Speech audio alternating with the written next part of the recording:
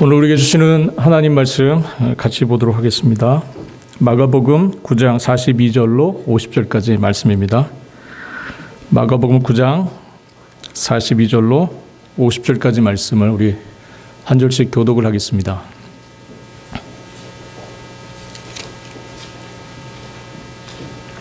신약성경 70조 마가복음 9장 42절로 50절까지 말씀을 우리 한 절씩 교독하여 읽겠습니다. 제가 먼저 42절을 읽겠습니다. 또 누구든지 나를 믿는 이 작은 자들 중에 하나라도 실족하게 하면 차라리 연자맷돌이 그 목에 매여 바다에 던져지는 것이 나으리라.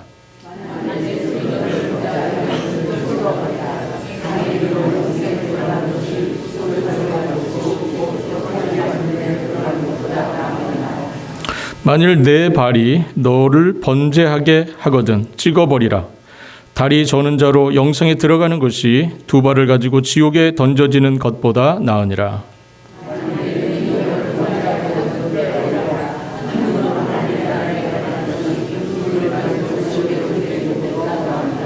거기에서는 구더기도 죽지 않고 불도 꺼지지 아니하느니라. 함께 읽겠습니다. 소금은 좋은 것이로되 만일 소금이 그 맛을 잃으면 무엇으로 이를 짜게 하리요. 너희 속에 소금을 두고 서로 화목하라 하시니라. 아멘. 기도하겠습니다. 하나님 아버지, 저희들에게 주신 이 말씀으로 인하여 감사드립니다. 주님께서 주신 말씀으로 저희들을 새롭게 하여 주시고 이 말씀으로 저희를 가르쳐 주셔서 영생의 말씀, 우리에게 생명이 되는 말씀 될 수 있도록 주여 역사하여 주옵소서. 성령 하나님께서 이 시간 주장하여 주셔서 친히 말씀하여 주시고 부족한 적은 다만 대언하도록 인도하여 주옵소서.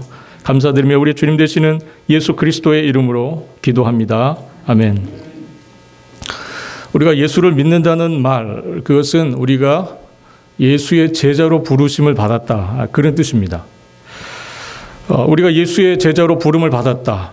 그러면 우리가 예수를 믿는 제자로서 산다 하는 이 말의 의미가 무엇일까요? 지금까지 저희가 마가복음을 읽어오면서 제가 여러 차례 강조했던 것 중에 하나가 이 마가복음이 관심을 갖고 있는 것이 제자들이라는 겁니다. 예수님의 제자들, 그들의 모습, 그것을 마가는 굉장히 열심히 우리에게 전하고 있고요. 그 모습을 통해서 우리들에게 주시려고 하는 그 메시지가 있다고 말씀을 드렸습니다. 본문도 역시 예수를 따라가는 제자의 삶이 무엇인지에 대해서 말씀하고 있고, 예수를 따르는 삶이 도대체 무엇인가를 우리에게 말씀하고 있는 본문이라고 할 수 있습니다. 제가 예전에 군대 입대했던 때 이야기를 잠깐 드릴 텐데요. 92년도에 제가 이제 군대를 입대를 했는데요. 그때 이제 함께 이제 저희 어머니가 가시겠다고 그 이제 입소하는 곳까지 가시겠다고 하셨는데 제가 굳이 같이 가지 못하게 했어요, 저희 어머니. 그래서 제가 군대 입소를 했던 곳은 논산이었는데 서울역에 가서 논산 가는 기차에 혼자 탔습니다. 굳이 티켓을 하나 더 사라고 하셨는데 제가 안 샀어요. 그래서 제가 논산에 가는 서울역에서 논산행 기차를 타고 이제 제가 입대를 하는 그런 날입니다. 그날의 기억이 지금도 새롭습니다. 그 안에 이제 들어가니까 이제 환송 나온 가족들 있잖아요. 친구들, 뭐 가족들 많이 나와 계셨는데 이렇게 쭉 줄을 서서 이제 연병장에서 이제 조교의 지시에 따라서 줄을 맞추고 어색하지만 이렇게 구령에 맞춰서 이렇게 저희가 이동을 했습니다. 근데 이렇게 이동을 하면서 건물 뒤로 돌아가면서부터 분위기가 바뀌는 거예요. 아시겠죠? 예. 가족들이 시야에서 사라지자마자 시작되는 이 조교들의 고함 소리에 이 젊은 친구들이 막 허둥지둥 되는 그런 상황이 됐습니다. 조교의 지시에 따라서 그날 옷을 벗고 2분 샤워를 했던 기억이 납니다. 예, 그냥 비누를 뿌리고 물을 막 공중에다 쏴요. 그리고 빨리 씻어 내려는 겁니다. 2분, 딱 2분 샤워. 네. 그리고 이제 나와서 샤워를 마치고 뭐 씻었는지 안 씻었는지 기억도 안 나는 그런 상황에서 사회에서 입고 들어왔던 이 부드러운 옷을 벗고 딱딱한 이제 군대에서 주는 옷, 이제 군복을 입었습니다. 정신없이 그날 일과를 마치고 정확히 밤 10시가 되니까 이제 침상에 누웠어요. 그리고 취침 나팔 소리가 들렸습니다. 취침 나팔 소리가 들리자 여기저기서 이제 훌쩍훌쩍거리는 소리가 들리는 거예요. 너무나 철저함을 요구하는 이 군대 생활에 너무 힘겨워서 흘리는 눈물들이었던 것 같습니다. 군인이 되기 위해서는 굉장히 철저한 삶이 요구되죠. 6시에 꼭 일어나야 되고요. 밤 10시에 꼭 자야 합니다. 아침잠이 많다고 해서 더 잘 수 없어요. 그리고 나는 야행성이라 밤에 좀 늦게 자겠다 이런 거 안 통합니다. 10시 되면 무조건 자야 돼요. 늦게 잠자리 들 수 없습니다. 정해진 규율대로 철저하게 움직여야 돼요. 예외가 없습니다. 식사가 준비되었으니 어서 와서 밥을 먹어라는 어머니의 소리는 없습니다. 거기에는 정해진 시간에 정확하게 가서 식사를 해야 합니다. 주님의 제자가 되는 것에 있어서도 이러한 철저함이 요구가 됩니다. 오늘 본문을 보니까 주님께서 주님의 제자들에게 손을 찍어버리라, 발을 찍어버리라, 눈을 빼버리라, 이런 굉장히 험악한 표현들을 사용하고 계십니다. 표현들이 다소 섬찟할 정도로 우리 주님이 제자들에게 아주 정말 단호한 목소리로 제자들에게 말씀을 하고 계십니다. 죄를 짓는 손, 죄를 향하여 달려가는 발, 그리고 죄를 범하는 눈 제거해버리라는 거예요. 그렇게 주님께서 말씀하고 계십니다. 생각해보면 우리의 신체 중에서 손, 발, 그리고 눈 얼마나 소중한 그런 지체들입니까? 그러나 주님은 그렇게 소중함에도 불구하고 과감하게 찍어버리라고, 빼버리라고 명령하고 계십니다. 주님이 경고하신 대로 손과 발 그리고 눈은 우리가 죄를 짓는데 많이 사용되는 도구들이기도 합니다. 우리가 이 손을 가지고 유익한 일도 하지만 이 손을 가지고 죄를 짓는 일도 많이 하고요. 발도 역시 마찬가지고요. 눈도 역시 마찬가지입니다. 사실 얼마나 많은 죄들이 우리의 이 손과 발과 눈으로 지어지는지 모릅니다. 그런데 문득 그런 생각 여러분들 들지 않으세요? 왜 입이 빠졌을까? 우리가 제일 많이 죄를 짓는 것 중에 하나가 입이잖아요. 너무 많이 해서 예외한 좀 따로 취급하시는 것 같다는 느낌이 듭니다. 우리 야고보서 같은 데서 우리 주님께서 따로 이 입의 문제는 따로 취급하시는 것 같아요. 많은 경우 손은 죄를 짓는 일에 직접적으로 관여를 하고요. 발은 죄의 자리로, 죄를 짓는 곳으로 우리를 인도합니다. 그래서 시편 1편 1절 말씀에서 죄인들의 길에 서게 하고 오만한 자들의 자리에 가게 하는 것이 발이죠. 그런 일들을 발휘합니다. 그리고 눈은 어떻습니까? 눈은 안목의 정욕에 사로잡혔게 해서 그리고 우리의 욕망을 따라서 보게 하고 그렇게 죄를 짓게 하는 일을 합니다. 그래서 음심이 가득한 눈, 그리고 교만한 눈, 이런 표현들이 성경에 등장하는 것을 볼 수 있습니다. 42절 말씀을 다시 한번 읽어보겠습니다. 42절입니다. 또 누구든지 나를 믿는 이 작은 자들 중 하나라도 실족하게 하면 차라리 연자맷돌이 그 목에 매여 바다에 던져지는 것이 나으리라. 이 말씀을 보면 오늘 본문에 언급된 이 죄의 문제를 주님께서 말씀하실 때에 그 죄를 짓는 그 어떤 그 범위, 그 대상들을 좀 좁히고 있는 것을 볼 수 있습니다. 누굽니까? 누구든지 나를 믿는 이 작은 자들 중 하나라도, 이렇게 표현하는 것을 보면 주님께서 이렇게 말씀하시는 그 대상들은 누구냐면 주님을 믿는 사람들이에요. 믿음의 공동체를 향해서 주신 말씀이라는 것을 저희가 좀 기억을 할 필요가 있습니다. 즉 오늘 주님께서 여러분들에게, 주님을 믿고 계신 여러분들에게 주시는 말씀이다 하는 겁니다. 믿는 사람들끼리 짓는 죄의 문제를 주님께서 다루고 계세요. 우리가 여기서 제가 한 가지 질문을 여러분들에게 드려보겠습니다. 이 질문을 여러분들 스스로에게 한번 해보세요. 나 때문에 예수 믿는 사람이 많을까? 아니면 나 때문에 예수를 떠나는 사람이 많을까?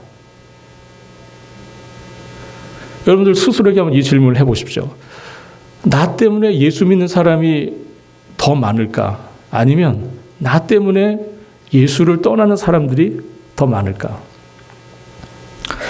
이 질문에 대한 여러분들의 답은 어떤 겁니까? 나를 통해서 예수께로 나가는 사람들이 많아야 하는 것이 마땅한데 그럼에도 불구하고 나 때문에 예수 믿는 대로 나가는 사람들이 걸림돌이 생기고 나 때문에 장애가 된다면 그것만큼 불행한 일이 우리에게 없겠죠. 오늘 주님께서 우리 스스로에게 이 질문을 한번 해보라고 하시는 것 같습니다. 오늘 본문은, 오늘 말씀은 아무리 작은 자라 할지라도, 너희들 믿는 자들 중에서 아무리 작은 자라 할지라도 그를 실족하게 만든다면, 그로 하여금 넘어지게 만든다면 차라리 손을 찍어내어 버리고 발을 찍어내어 버리고 눈을 빼어버리는 것이 더 낫다. 주님께서 이렇게 말씀하고 계십니다. 손과 발 그리고 눈은 우리의 삶의 기초가 되는 아주 소중한 것들입니다. 그러나 그렇게 우리의 눈이 없고 손이 없고 발이 없는 삶을 우리가 한번 상상해 보십시오. 그런 삶이 여러분들 얼마나 불행하고 힘든 어려운 삶입니까? 그럼에도 불구하고 그러한 불편과 그런 어려움을 감수하더라도 주님은 우리에게 더 소중한 것을 얻기 위해서 찍어내버리라 이렇게 말씀하고 계신다는 겁니다. 도대체 무엇을 얻기 위해서 주님은 우리의 손을 차라리 잘라내는 것이 낫고 우리의 다리를 찍어내버리는 것이 낫고 차라리 너희의 눈을 빼어버리는 것이 더 낫다고 말씀하고 계십니까? 도대체 무엇이 그렇게 소중하길래 도대체 그것을 통해서 무엇을 얻기를 원하셔서 주님 우리에게 손을 발을 찍어내버리고 눈을 빼어내버리라고 말씀하시는 겁니까? 오늘 본문 43절, 45절, 47절의 말씀을 우리가 보면은 거기에 그 답이 있습니다.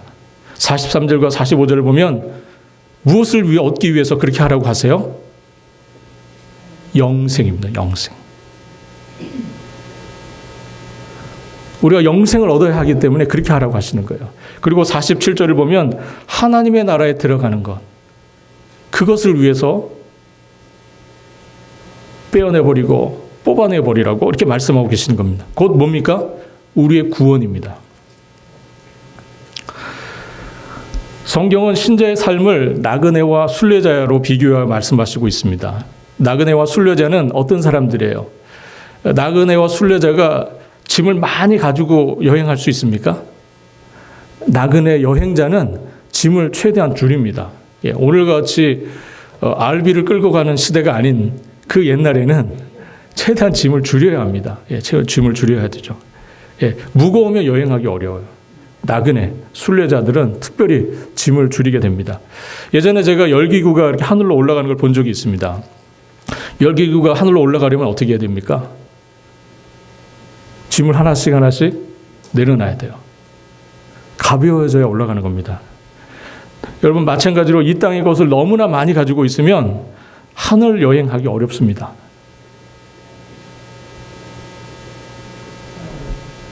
찍어내더라도 포기하고 버려야 천국에 갈 수 있습니다.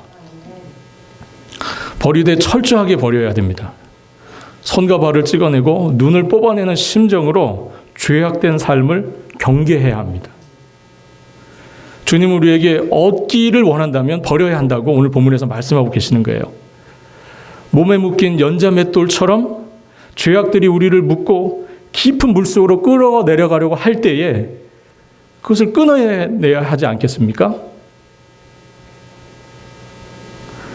그래야 생명을 얻을 수 있습니다. 끊어내지 않으면 연자맷돌을 그 몸에 묶고 물속에 빠져들어가는 사람과 똑같이 되는 겁니다. 여러분 병이 깊어지면 약이 소용없는 순간이 옵니다. 그러면 어떻게 해야 합니까? 수술을 해야 됩니다. 수술은 손을 잘라내기도 하고 다리를 잘라내기도 하고 그렇습니다. 잘라내야 되는 거죠. 왜 그렇게 합니까? 손이 잘려나가도 생명을 구하는 일이 중요하기 때문에 그렇습니다. 다리가 비록 잘려나가도 생명을 구하는 일이 중요하기 때문에 손과 다리를 잘라내는 거예요. 목적은 하나입니다. 영원한 생명. 하나님 나라에 들어가는 것. 구원을 얻는 그 일을 위해서 죄의 문제에 대해서 주님께서 그렇게 단호하게 철저하게 대하라. 주님께서 말씀하고 계시는 겁니다. 손과 발, 눈이 아무리 소중하다고 하지만 그렇다고 해서 생명보다 귀하지 않기 때문입니다. 죄를 근절해야 됩니다. 왜 그렇습니까? 생명이 위험하기 때문에 그렇습니다. 죄를 회개하지 않으면 지옥으로 던져집니다. 오늘 본문 42절, 또 누구든지 나를 믿는 이 작은 자들 중 하나라도 실족하게 하면 차라리 연자맷돌이 그 목에 매어 바다에 던져지는 것이 나으리라. 43절, 만일 내 손이 너를 범죄하게 하거든 찍어버리라. 장애인으로 영생에 들어가는 것이 두 손을 가지고 지옥, 곧 꺼지지 않는 불에 들어가는 것보다 나으리라. 45절, 만일 내 발이 너를 범죄하게 하거든 찍어버리라. 다리 저는 자로 영생에 들어가는 것이 두 발을 가지고 지옥에 던져지는 것보다 나으리라. 47절, 만일 내 눈이 너를 범죄하게 하거든 빼어버리라. 한 눈으로 하나님 나라에 들어가는 것이 두 눈을 가지고 지옥에 던져지는 것보다 나으니라. 여러분, 어떻게 해야 합니까? 우리가 죄를 지을 때 우리가 어떻게 해야 합니까? 손을 잘라내고 다리를 잘라내고 눈을 뽑아내는 심정으로 회개해야 합니다. 정말 그러한 마음으로 회개하셔야 됩니다. 사실 죄의 유혹과 욕망에 대해서 통제할 수 있는 능력이 우리의 인간적인 의지로는 불가능한 일입니다. 사실 인간의 의지는 그렇게 가지 못합니다. 오직 죄의 유혹과 욕망에 대해서 통제할 수 있는 능력은 우리 하나님께서 주시는 은혜 가운데 가능한 일입니다. 성령 하나님께서 도와주실 때 우리가 죄를 통제하고 죄를 극복할 수 있는 힘을 얻게 됩니다. 성령께서 우리로 하여금 죄를 생각나게 하시고 죄에 대하여 민감하게 하셔야 가능한 일입니다. 그때 우리는 죄에 대해서 회개해야 되죠. 죄에서 떠나야 합니다. 삶에서 죄를 찍어내버리고 뽑아내고 제거해야 합니다. 결코 곁에 두어서는 안 되죠. 이것이 바로 회개입니다.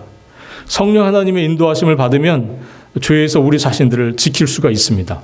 우리 같이 한번 갈라디아서 5장 16절과 17절의 말씀을 우리 다 같이 한 목소리로 읽겠습니다. 내가 이르노니 너희는 성령을 따라 행하라. 그리하면 육체의 욕심을 이루지 아니하리라. 육체의 소욕은 성령을 거스리고 성령은 육체를 거스리나니 이 둘이 서로 대적함으로 너희가 원하는 것을 하지 못하게 하려 함이니라.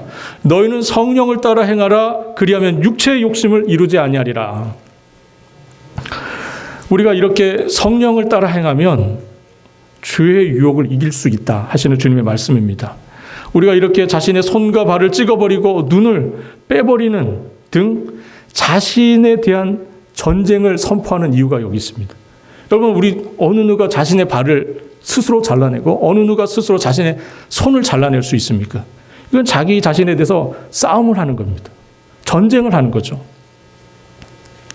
자신에 대해서 전쟁을 선포하라 이 얘기입니다. 쉽게 말씀드리면 자신의 그 죄악된 욕망에 대해서 전쟁을 선언하라.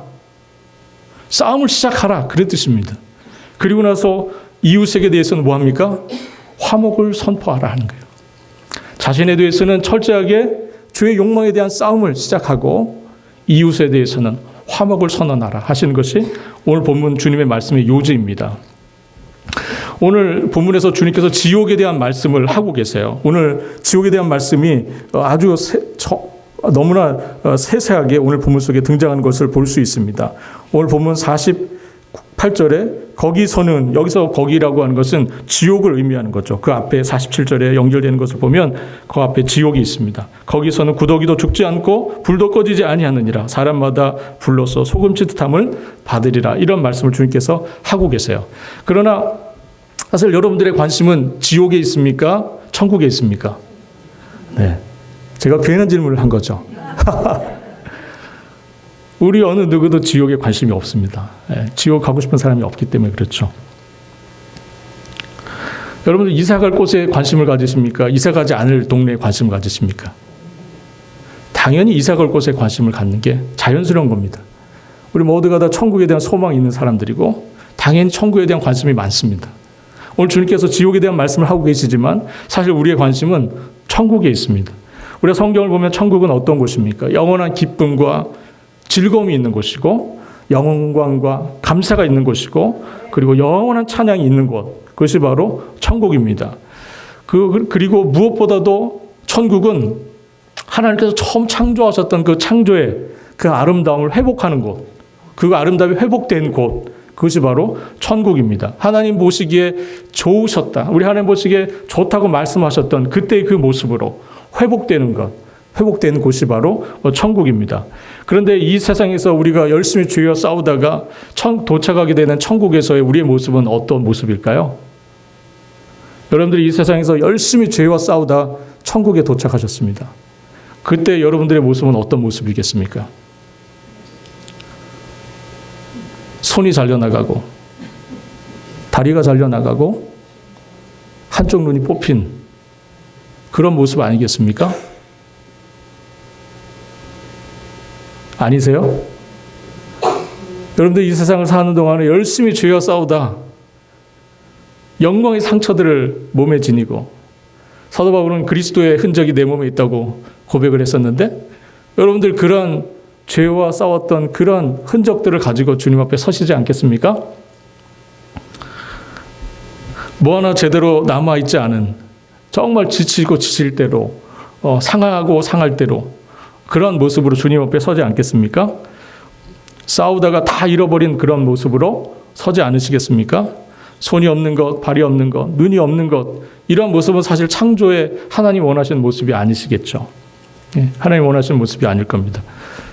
저는 그 날에, 주님 앞에 서는 그 날에 우리 주님께서 죄와 싸우다 잃어버린 우리의 손과 발, 그리고 눈을 회복시켜 주시는 하나님의 새로운 부활의 역사가 그날에 있을 것이라 확신합니다. 우리를 회복시켜 주시는 부활의 영광, 그것이 반드시 우리에게 있으리라 확신합니다. 제가 어린 시절에 자주 불렀던, 주일학교에서 불렀던 찬양이 있습니다. 여러분도 아실 겁니다. 돈으로도 못 가요 하나님 나라, 힘으로도 못 가요 하나님 나라, 거듭나야 가는 나라 하나님 나라, 믿음으로 가는 나라 하나님 나라. 이런 은혜로운 찬양인데 이거를 좀 개사를 해서 우리가 어렸을 때 많이 불렀어요. 잘생겨도 못 가요, 이렇게 자기를 가리키면서 잘생겨도 못 가요 하나님 나라. 그 다음에 뭐죠? 못생겨도 못 가요. 못생길 땐 어떻게 하죠? 이렇게 상대를 가리키면서 못생겨도 못 가요 하나님 나라, 이렇게 불렀던 적이 있습니다. 예, 여러분들, 우리의 모습, 우리의 그 외모, 그런 것이 중요한 것이 아니죠. 정말 우리가 믿음으로 살았느냐, 정말 이 땅에 사는 동안에 믿음의 싸움을 싸우고 왔느냐, 그것을 우리 주님께서 보실 거라 확신합니다. 고린도서 15장 42절로 44절에 주님께서 이렇게 말씀하십니다. 죽은 자의 부활도 그와 같으니 썩을 것으로 심고 썩지 아니할 것으로 다시 살아나며, 욕된 것으로 심고 영광스러운 것으로 다시 살아나며, 약한 것으로 심고 강한 것으로 다시 살아나며, 육의 몸으로 심고 신령한 몸으로 다시 살아나나니, 육의 몸이 있은즉 또 영의 몸도 있느니라. 정말 우리가 이 세상을 살아가면서 죄에 대해서 단호하게, 그래서 손과 발과 눈이 버려질 수 있어요. 그런 마음으로 우리가 싸워야 합니다. 그러나 우리가 그럴지라도, 우리가 손을 잃고 발을 잃고 눈을 잃는다 할지라도, 우리가 그럼에도 불구하고 그것을 가능하게 하는 힘은 무엇입니까? 우리 안에 영원한 부활에 대한 소망. 우리는 신령한 몸으로 변화될 것이고, 우리는 영광스러운 몸으로 변화될 것이고, 우리는 회복될 것이라고 하는 확실한 소망이 우리 가운데 있기 때문입니다. 이제 저희는 본문 마지막 구절을 한번 같이 읽도록 하겠습니다. 오늘 본문 마지막 구절 50절입니다. 소금은 좋은 것이로되 만일 소금이 그 맛을 잃으면 무엇으로 이를 짜게 하리요? 너희 속에 소금을 두고 서로 화목하라 하시니라. 성경에서 소금은 빛과 더불어서 그리스도인의 삶을 상징하는 그런 표현입니다. 특별히 소금은 부패를 방지하며 또 맛이 변하지 않는다는 점에서 정결을 상징하는 그런 물건입니다. 소금은 정결을 상징하는 거죠. 여러분들, 우리가 어떻게 정결하게 되었습니까? 그렇죠. 우리가 정결하게 된 이유는 딱 한 가지입니다. 예수 그리스도의 십자가의 보혈로 우리가 정결하게 씻음을 받았습니다. 할렐루야. 네. 믿으시기 바랍니다. 네. 내가 심판받아야 될 그 죄를 대신해서 우리 주님께서 보혈로 그 죄를 다 씻어주셨어요. 그래서 우리는 소금과 같이 된 존재가 되었습니다. 정결한 존재가 된 것이죠. 소금이 된 우리에게 우리 주님께서 오늘 본문에서 말씀하십니다. 서로 화목하라. 서로 화목하라. 앞서 주님께서 말씀하신 요지가 무엇이었다고 말씀드렸습니까? 자신에게는 전쟁을 선포하고 타인에게는 화목을 선포하라 하는 거죠. 예, 이것입니다. 우리가 죄와 분투하며 싸워야 하는 이유가 어디 있습니까? 그것은 바로 화목을 이루는 데 그 목적이 있습니다. 곧 하나님 나라의 평화를 우리가 맛보기 위한 것이 바로 죄와의 싸움의 목적이에요. 죄와 싸워서 모두가 폐허가 되어버린 것이 우리의 목적이 아니라 죄와 싸워서 승리하여 그 가운데 얻어지는 평화, 샬롬, 그것을 우리가 화목을 목적으로 하고 있다는 것입니다. 고린도후서 5장 17절로 19절 말씀 한번 읽어보겠습니다. 우리가 잘 아는 고린도후서 5장 17절 말씀은 이거죠. 그런즉 누구든지 그리스도 안에 있으면 새로운 피조물이라. 이전 것은 지나갔으니 보라 새 것이 되었도다. 그 다음 말씀이 중요합니다. 18절 19절 같이 읽겠습니다. 모든 것이 하나님께로서 났으며 그가 그리스도로 말미암아 우리를 자기와 화목하게 하시고 또 우리에게 화목하게 하는 직분을 주셨으니 곧 하나님께서 그리스도 안에 계시사 세상을 자기와 화목하게 하시며 그들의 죄를 그들에게 돌리지 아니하시고 화목하게 하는 말씀을 우리에게 부탁하셨느니라. 어느 교회에 김 집사와 이 집사가 있었습니다. 그런데 이 두 사람 사이가 매우 안 좋았어요. 기회가 있을 때마다 서로에 대한 험담을 하고 그래서 서로 부딪히기를 굉장히 꺼려했습니다. 그러다가 김 집사가 먼저 죽어서 천국에 갔습니다. 시간이 조금 지나서 이 집사도 죽어서 천국에 갔습니다. 그런데 이 두 집사가 서로 천국에서 마주친 거예요. 이 집사는 김 집사를 만나서 김 집사는 이 집사를 만나서 그 사람들이 천국에 와 있다는 사실을 서로 깜짝 놀라 했습니다. 그리고 이렇게 외마디를 했다 그러죠. 이럴 줄 알았으면 천국에 안 오는 건데.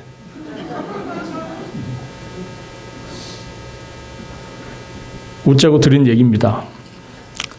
그런데 이 이야기에 쉽게 웃음을 지울 수 없는 분들이 계시리라 생각됩니다. 우리가 천국을 얻고 참된 평화를 얻기 위해서 손을 찍어내고 발을 찍어내고 눈을 빼내야 하는 결단이 필요하다고 말씀드렸습니다. 참된 회개가 일어나야 한다는 말씀입니다. 서로의 죄를 고백해야 합니다. 한국교회 부흥의 역사는 초대 평양에 있었던 평양에 있었던 그 대부흥운동, 그것을 시발로 해서 한국교회는 엄청난 부흥을 맛보았는데 그때 있었던 아주 중요한 일이 뭐였냐면 죄를 고백하는 거였어요. 공동체 앞에 나와서 자신의 죄를 고백하는 어느 한 장로의 그 고백을 시작으로 해서 초대교회, 한국교회 놀라운 평양 대부흥운동이 시작되었습니다. 이것은 사료에 나와 있는 얘기예요. 제가 지어낸 얘기가 아닙니다. 죄를 고백하는 것, 부흥의 시작입니다. 죄를 고백함으로 용서가 이루어지고 사랑이 실천되는 겁니다. 그럴 때 교회는 주님의 놀라운 평화를 맛보게 됩니다. 화목이 이루어지는 것이죠. 성령님께서 의에 대하여, 죄에 대하여, 그리고 심판에 대하여 깨닫게 해달라고 여러분들 기도하셔야 합니다. 형제를, 자매를 가슴 아프게 했던 죄가 있다면 용서해달라고 기도하시고 직접 찾아가셔서 용서를 구할 수 있기를 바랍니다. 말씀에 순종하는 결단과 용기가 여러분들에게 있기를 바랍니다. 본문은 주님께서 제자들과 함께 예루살렘으로 가시는 그 마지막 여행 중에 있었던 일을 우리에게 소개하고 있습니다. 누가 크냐는 논쟁 속에서 이어지는 이야기가 오늘 본문의 이야기입니다. 자신의 큼을 자랑하고 자신의 부함을 자랑하는 이들로 인해서 교회 공동체 안에 상처를 받는 사람들이 있었습니다. 작은 자들이 있었습니다. 내가 한 것이 많다고 생각하는 사람들이 많을 때에 교회는 다툼과 분란이 일어납니다. 그러나 내가 받은 은혜가 많다고 생각하는 이들이 많을 때에 교회에서는 서로 화목이 이루어지게 됩니다. 내가 받은 은혜가 많다 생각되는 분들이 많을수록 교회는 화목을 누리게 될 겁니다. 우리 주님께서 오늘 말씀하신 것처럼 화목해 하는 직분을 우리에게 맡겨주셨습니다. 우리는 어디를 가든지 그리스도의 복음을 가지고 화목하게 하는 그 일을 감당하라고 주님의 부르심을 받았습니다. 주님께서 이 화목하게 하는 이 일을 위해서 십자가의 죽임을 당하셨다는 사실을 우리가 기억해야 할 것입니다. 죽기까지 우리를 사랑하셔서 우리의 죄를 용서하신 하나님의 사랑이 우리 가운데 주신 가장 놀라운 축복, 은총은 바로 화목입니다. 주님께서 십자가의 죽음을 통해서 우리에게 주신 놀라운 은총은 바로 우리 가운데 이루어지는 화목입니다. 혹시 우리 가운데 나는 하나님과 화목하기 때문에 이웃과의 화목은 상관없다 말하시는 분이 계실까요? 그렇다면 우리가 이 말씀에 귀를 기울여야 합니다. 요한일서 4장 9절로 12절 그리고 19절 21절 말씀을 우리 한 절씩 교독하겠습니다. 9절을 제가 먼저 읽겠습니다. 하나님의 사랑이 우리에게 이렇게 나타난 바 되었으니 하나님이 자기의 독생자를 세상에 보내심은 그로 말미암아 우리를 살리려 하심이라. 사랑은 여기 있으니 하나님을 사랑한 것이 아니요 하나님 우리를 사랑하사 우리 죄를 속하기 위하여 화목제물로 그 아들을 보내셨습니다. 사랑하는 자들아 하나님 이같이 우리를 사랑하셨은즉 우리도 서로 사랑하는 것이 마땅하도다. 어느 때나 하나님을 본 사람이 없으되 만일 우리가 서로 사랑하면 하나님이 우리 안에 거하시고 그의 사랑이 우리 안에 온전히 이루어지느니라. 19절입니다. 우리가 사랑함은 그가 먼저 우리를 사랑하셨습니다. 누구든지 하나님을 사랑하노라 하고 그 형제를 미워하면 이는 거짓말을 하는 자니 보는 바 그 형제를 사랑하지 아니하는 자는 보지 못하는 바 하나님을 사랑할 수 없느니라. 함께 읽겠습니다. 우리가 이 계명을 주께 받았나니 하나님을 사랑하는 자는 또한 그 형제를 사랑할지니라. 사랑하는 성도 여러분, 화목은 우리 주님께서 십자가의 놀라운 사랑으로 우리에게 주신 하나님의 놀라운 은총입니다. 성도 여러분, 여러분들의 가정과 일터에 그리고 주님의 피값으로 사신 이 주님의 몸된 교회 안에서 주님의 그 화목케 하시는 은총을 우리 모두가 날마다 누릴 수 있기를 바랍니다. 기도하겠습니다. 사랑하는 주님, 우리 모두를 주님 평화의 도구로 사용하여 주시기를 원합니다. 미움이 있는 곳에 사랑을, 다툼이 있는 곳에 용서를, 분열이 있는 곳에 일치를 심게 하여 주옵소서. 내 안에 있는 미움과 다툼과 분열의 죄악을 꺼내낼 수 있도록 성령 하나님 도와주시기를 원합니다. 우리 모두가 화목의 소금들이 되게 하셔서 우리의 일터와 가정과 그리고 주님의 몸된 교회인 이곳을 주님의 평화가 넘치는 곳으로 되게 하옵소서. 감사드리며 우리 주님 되시는 예수 그리스도의 이름으로 기도합니다. 아멘.